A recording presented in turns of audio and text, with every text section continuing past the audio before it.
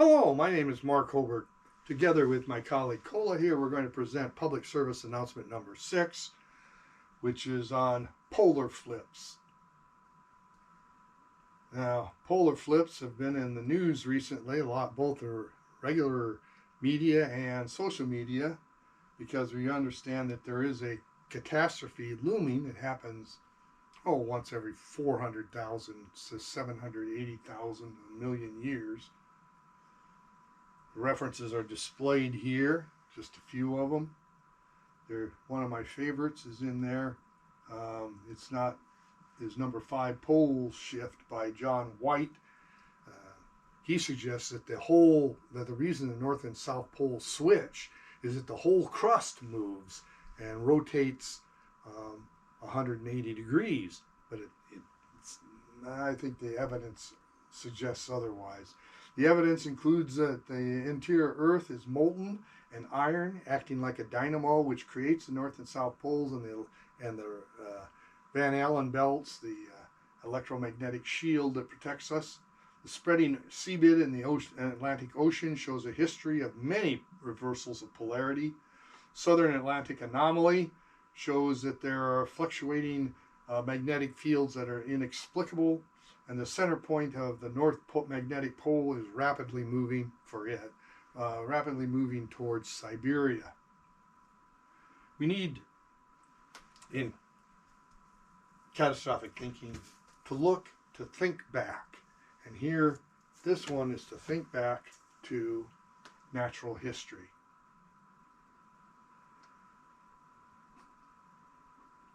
The systemic vulnerability I'm talking about here is something that is inevitable and reoccurring, albeit only once in a million years. The owner manual for the Earth suggests that there are these processes that can lead to extinctions. They're black swans. They're dismissed as unlikely to occur, so no policy is created for them. The frequent disasters, earthquakes, wildfires, floods, hurricanes, stupid pandering politicians, tsunamis, war, terrorism, volcanoes. But there are long-term intervals, some of which I've covered.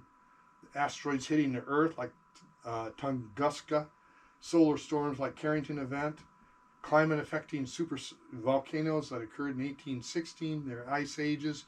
The last one ended 12,850 years ago. The pandemic of lethal diseases like Black Death, and of course the polar shift. The last one, big one, occurred 780,000 years ago. We need to look back at natural history, and we need to understand what it is we live on. We live on a volcano. It's 99% molten. There's only 1% of it is crust by weight. The molten core is actually moving. Plate tectonic theory suggests that it moves and it actually carries the continents around. Volcanoes and earthquakes come from plate tectonics, and I've got some references here that are really good. The Earth's molten interior moves in 4 ways. It rotates. It has a dynamo action, which generates a protective magnetic field. There's an axial precession, like wobbling around the axes. And then there's convection. The Earth is roiling, and as it comes to the surface, it drags the continents and then drops back down. We're talking about inches in a year. The real green solution, just a little aside here, it's not fossil fuels or renewables like solar and wind power, nor nuclear, because they all have problems. The real renewable and inexhaustible and green energy solution is right under our feet: geothermal. Wonder Hussy, a YouTube content creator, has shown that the solution is closer than we think, because she goes all over the West finding hot springs, which means the molten parts of the Earth are heating up water that comes to the surface. Polar flip panic. Realize that chronozones, the intervals between flips, occurs every 10 to 20 million years and can be just in thousands of years. The last one was 780,000 years ago, not counting the Lachamps excursion. There's increasing signs. The North Magnetic Pole is moving rapidly. The South Atlantic anomaly. The Earth's core is rotating. Some people say they're probes have indicated it stopped rotating. The scary predictions are that your compass will point south, and it'll point south for maybe 400,000 years. We're coming to the end of the North Pole being where compasses point. EMPs from the sun will penetrate the Earth much more severely, even the small ones, because there's no radiation shield left. Radiation belts will sharply weaken, and we'll have more cancers like melanoma. The flip may occur in 1,000 years. It may occur in a year. We have no idea. Everything magnetic and electronic will be scrambled. Satellites, computers, cars. What we do know is that the sun's poles flip every 12 years or so.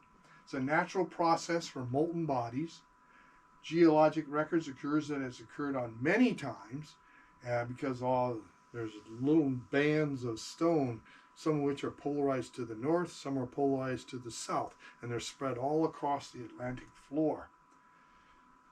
Some geologists count 183 flips in the last 83 million years. Others say that they ignore the tiny wiggles, and they count 93 flips in the last 83 million years, about once every million years. And then there is the Lachamps polar excursion. There was a brief flip for about 42,000 years ago. It lasted 440 years. The magnetic field reduced to about 5% of its current strength. The event coincides with the extinction of the Neanderthals. Trees show that it was recorded in tree rings, which means the trees survived. 42,000 is a geological blink of the eye. Is it the beginning of just another major flip period? Sort of like a small earthquake before the big one? Pincushion Earth. We don't know what happens in a polar shift. Some theories say that the poles begin to break up and little poles spring up all over on their way to the south. Right now, think of the North and South poles as two pins in the globe. And during a polar shift, little pins will develop all around the Earth. There will be a lot of little, very weak poles.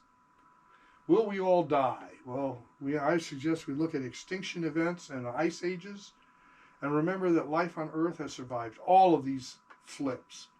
How many more before 83 million years ago occurred?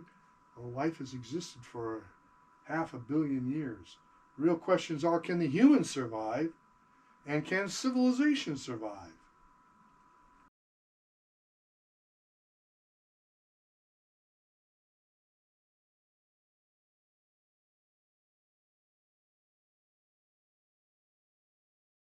Conclusion: the major extinction events are not caused by polar shifts.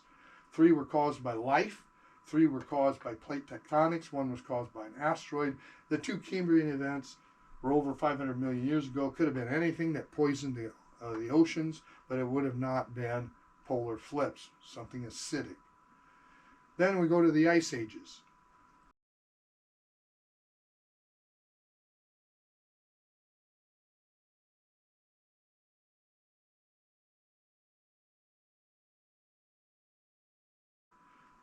Then the Quaternary, 2.6 million years ago, our current ice age began. And the reason it began is because of tectonic activity. The Tethys Sea disappeared. That was an equatorial sea that went around the world and kept the thermal energy circulating. And also the creation of the Alps and the Himalayas as the African plate smashed into the European plate, creating the Alps, and the Indian plate smashed into Asia, creating the Himalayas. So that ice age is still going on because the Earth is a lot colder without the equatorial ocean and with the Alps and Himalayan mountains cooling the Earth. The Little Ice Age began in 1300, onset of next ice age thwarted by Industrial Revolution. It started getting colder, but then we started polluting the atmosphere with fossil fuels, and that warmed us up enough to survive. Future ice age will be caused when humans tampering with greenhouse gases by reducing fossil fuels before they figure out how to balance the ice ages or control them. The ice ages were not caused by polar flips. Life survived all 6 ice ages. It's noteworthy that during the ice ages, all the polar flips that occurred weakened the radiation belt, but it didn't melt the ice. Polar flips are not life-threatening. Climate will remain about the same. Water cycle will continue. Civilization, on the other hand, is a different problem. Humans might die earlier due to cancer. It's our technology which is vulnerable. The consequences. Your compass will point south for about 400,000 years. The era of the North Pole is going to pass. Unshielded technology will crash. Because of all that loss of technology, there will be hyperinflation, famine, poverty, and whoever doesn't master shielding of technology will perish. The polar shift will be a worldwide crisis, and it's because the whole world is affected by the loss of a magnetic field. Furthermore, we have an aging demographic population, and all we are, old people like me, are dead weight. We can't help recover. We have more mouths to feed, more need for shelters, more medical resources. But polar shifts themselves are survivable. Life has survived every one of them. But it is true civilization built upon a fragile infrastructure that makes the humans more vulnerable. Electricity and electronic grids, magnetic devices, exposed skin, computers, satellites, genetically engineered crops, and cars will all fail. So we have to adopt an underground agriculture. Crops must be genetically modified to survive radiation. Many crops may need to be brought indoors. Vegetables, herbs, small livestock, GMOs. Hydroponics is not just for growing weed. Keep in mind, unadulterated fruits and plants have survived outside through many polar shifts. Likewise, the economy needs to go underground. Stay indoors during the day, whether for work or play. Travel in specially tinted vehicles, tractors, public transportation that are EMP proof.